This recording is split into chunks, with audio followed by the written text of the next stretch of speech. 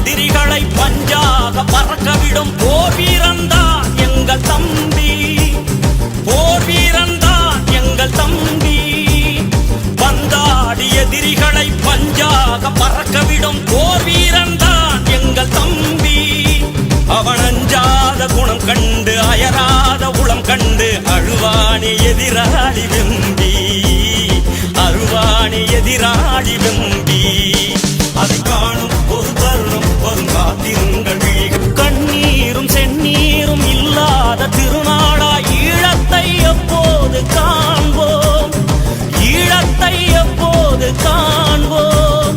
கண்ணீரும் செந்நீரும் இல்லாத திருநாளாய் ஈழத்தை எப்போது காண்போம்.